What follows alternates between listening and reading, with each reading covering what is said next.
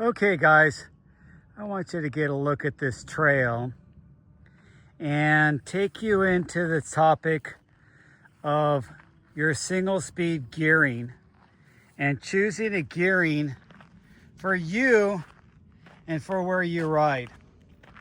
And you have to be very specific on your gear choices when you build up your single speed.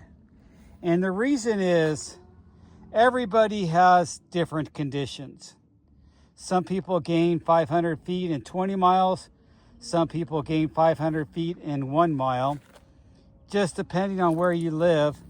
And you might have different types of trails with different types of undulation, if you will, for those trails. And you want to build up a single speed that's applicable to those trails. So gearing choice is critical, and it means the difference between walking most of the trail or pedaling on the trail and kind of winding out.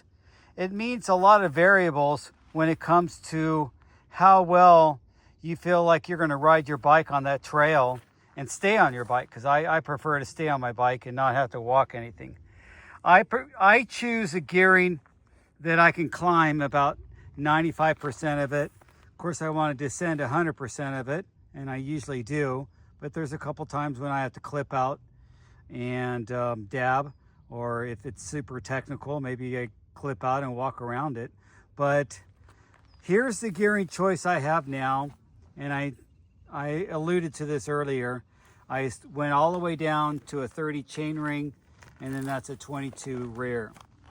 Now, I've been going back and forth chain rings and gear sizes on these mountains. This is Brown Mountain. I've been riding this mountain for 20 years and changing different gearing as appropriate. My first single speed had a big 34 up front, and I used to go all the way down to a 34 and a 20. Of course, I was younger and stronger. That bike didn't have as big of tires. It was probably about the same weight, I would think, but it was a different type of bike, and the geo was different.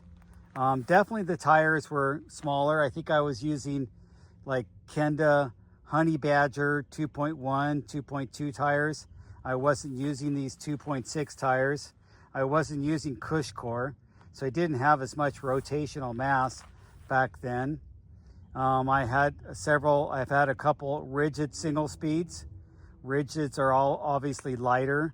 I've had single speeds all the way down to, I think my 7, I got it down to like 21 pounds. And it was a super light single speed, felt great. But that makes your gearing where you could push a little bit larger gearing. So it's also on that. And then how do you want to ride? Now, I don't have conditions here where I'm riding in flats. There are just no flat, rolly hill sections. It's straight up and straight down for the most part. There's a little bit of undulation, but for the most part, it's straight up and straight down. So choosing a gear that's not going to kill me on the climb and leave something in the tank for my descent, or not make me feel humiliated where I can't even climb it and I'm walking most of it, I don't want that type of gearing. So I'm going to go easier gearing. And as I've aged and don't want to beat myself up as much, I guess I'm getting soft in my old age of being hardcore mountain biker, hard mountain biker. Anyway, so I'm going to show you some different gear changes and some things to consider with your chain size and your gearing and the different gear combinations that I'm going to run on this. And I will go back to 32 on some gearing, but right now this is the gearing I'm going to stick with for a few rides, see how that does. I'm going to try some power meter on here. That's why I put this mount up here, to use my bigger Garmin for the power meter and do some comparisons with that. So hang out, watch my channel if you like this type of stuff, and I'll talk to you guys more about gear choices.